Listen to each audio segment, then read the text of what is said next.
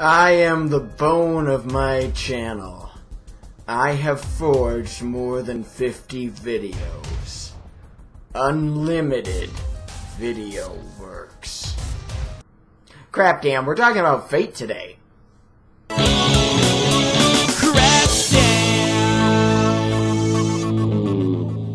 It took me a while to get bit by the Fate Stay Night bug.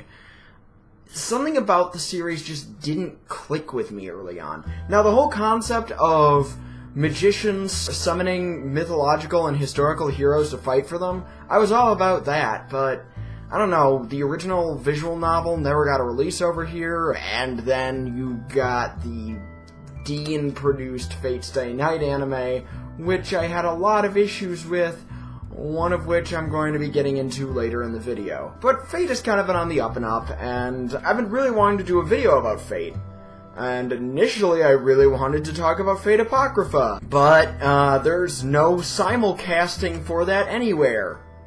Thanks, Netflix! So instead we're going to talk about one of the Fate series that I feel isn't quite as beloved. Now, most of the people I talk to rightfully see Fate Zero as a new classic, because it is. It's one of the best anime to come out in the last 10 years. And then, of course, there's the mobile game Fate Grand Order, which I've been spending way too much time on recently. But today we're going to talk about Fate Stay Night Unlimited Blade Works, the direct sequel to Fate Zero, and 5 things about it that I think make it really cool and worth your time. Now, everything in this video is going to be pretty spoilery, so if you haven't given Fate Zero and the TV series Unlimited Blade Works, both produced by UFOtable, a shot yet, you should really take a look at those before appreciating what I've got to go over. So here are 5 great things about Fate Stay Night Unlimited Blade Works, the TV series. You're going to notice that a lot of the things on my list are subtle things and seemingly small things, but they're small things that I feel go a long way.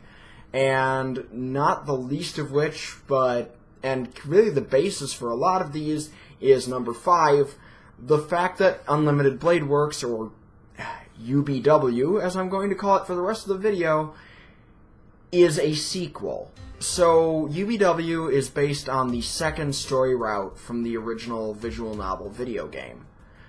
However, it was produced way after that game came out, and it was produced after the Fate Zero anime. Now, the Fate Zero anime is based on the light novel series by Gen Urobuchi, but those were published as a prequel to the already existing game. When UFOtable finished up with Zero, they wanted to do a sequel covering one of the stories from the original game, and they decided to go with Unlimited Blade Works since Studio Dean had also already done an adaptation of that, but it was a movie and it was kind of half-assed, and this was a good opportunity to explore some more ideas. Because Zero gets to act as a thing on its own, and this is produced as a sequel to that, and Zero isn't being a prequel to an already existing thing, elements of Zero get worked into UBW very naturally. And one of the most shining examples of this is actually my number 4. Number 4. The characterization of Ilia Sviel von Einsberg. Ilia is a really tragic character in the Fate storyline, and most of the time I think she's a really interesting character. Creepy magical girl series notwithstanding. This is an Ilia who is being written in a way that is directly affected by the events of Fate Zero.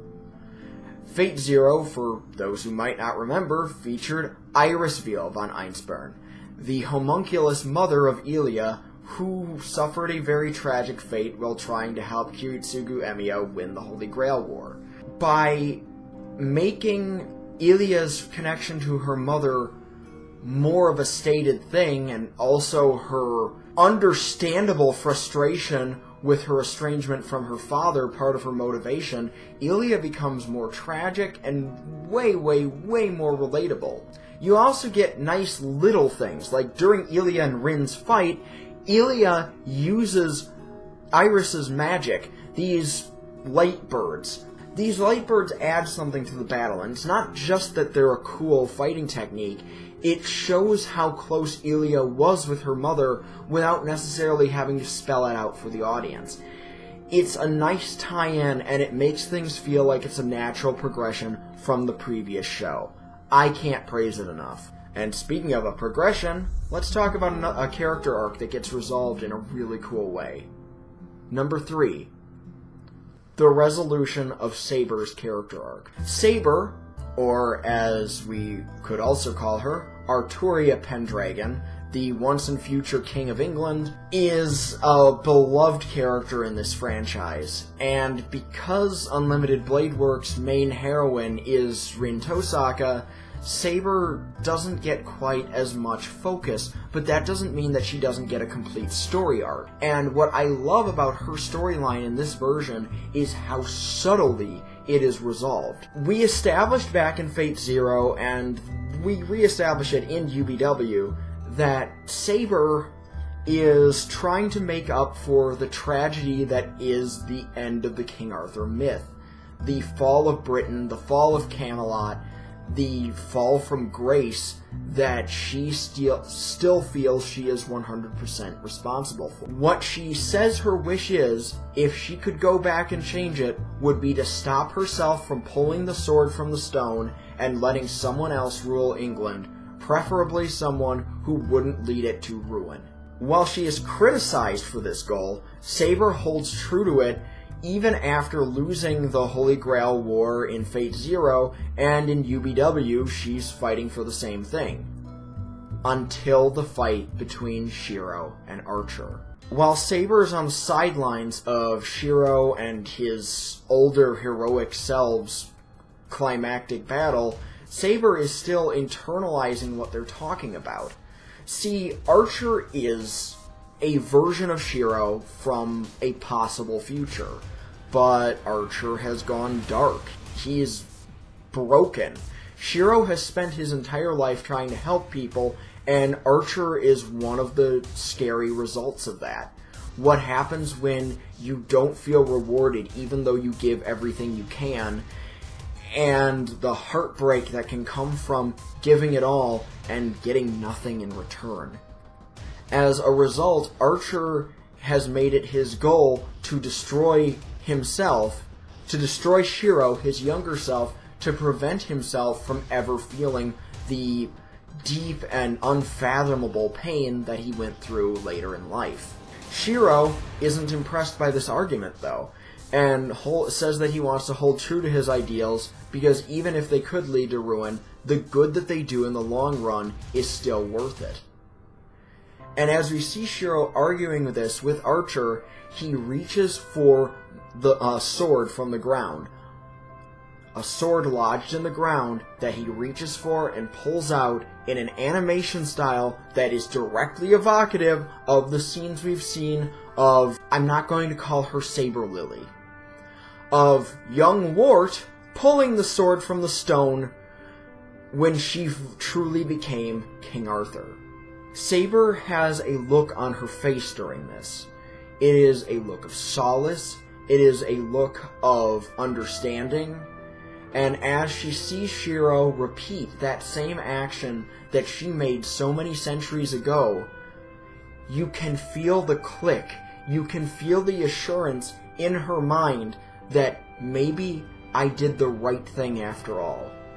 Maybe going back to erase the past is never the right answer, and instead I need to focus on all of the good that I did. And there's plenty of that. Saber's storyline isn't resolved in a bombastic manner, which is kind of surprising considering how both of these series are known for their epic battles and just larger-than-life characters. But the fact that they were able to do it in such a subtle way, I think speaks volumes about the character and speaks volumes about the writing. I think this is one of Saber's best scenes. and it's just done through her motions and a lot of what's implied. I love that. It's subtle. Speaking of Shiro fighting Archer, that leads us into our number 2. Shiro Emiya as a working protagonist. So the biggest problem that I had with Fate Stay Night, the first time that I tried going through it with the Studio Dean anime, is that Shiro Emiya in that series is an awful, awful, awful character. Yes, he's motivated, he gets up, he cares about doing the right thing, but he lets himself be a stinking doormat to everyone around him. He thinks that helping people means that he has to give up absolutely everything, and I guess maybe that mindset shouldn't make me surprised that he turned into an emo jerk like Archer eventually. Still, it's a little beyond reason. Shiro is always throwing himself in harm's way, even when it is objectively the dumb thing to do. Like, for example, when you're in a fight with, let's say, I don't know, Hercules, and you have King Arthur on your side, but your thought process is, King Arthur can't fight Hercules! King Arthur's really a girl! And to throw yourself in harm's way and get smashed, that's called being an idiot. But Shiro does it all the time. In fact, it's made worse by the fact that Shiro is constantly being given advice of better things to do by enormously more qualified women that he is surrounded by, and he ignores them all the time, usually with an excuse of, it's just something I have to do, or it wouldn't be right for a girl to do it. Screw you, you asshole. The Shiro in this series is way more likable. His rapport with Saber is the kind of thing that you see between two partners and two friends. They agree to things together. Similarly with Rin, with both their partnership and their budding romance, they treat each other way more like equals. It's not a matter of Rin telling Shiro one thing and him deciding not to go along with it because he knows better because he's a dude or whatever.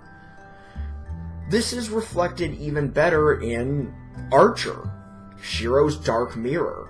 Archer is everything awful that Shiro could become if he doesn't keep himself under control, and the series seems to be making the argument that, yeah, Shiro does kind of let himself become a doormat, and if he keeps letting that happen, he is going to go down a route toward despair and possibly something worse.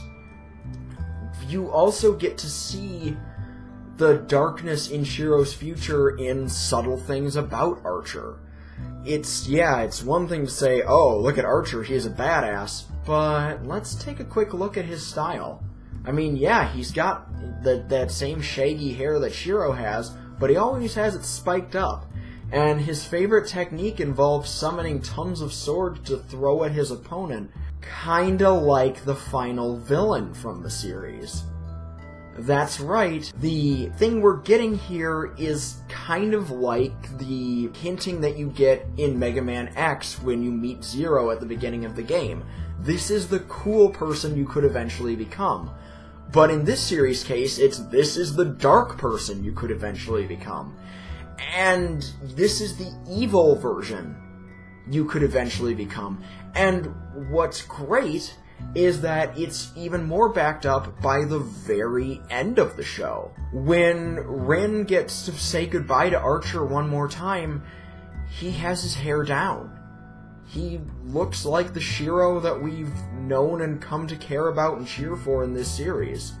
As if there is hope for the future and he can still change and not become the broken man who Rin summoned at the beginning of the story. I like that bit of hopefulness, which is probably why I like Saber's plot resolution too.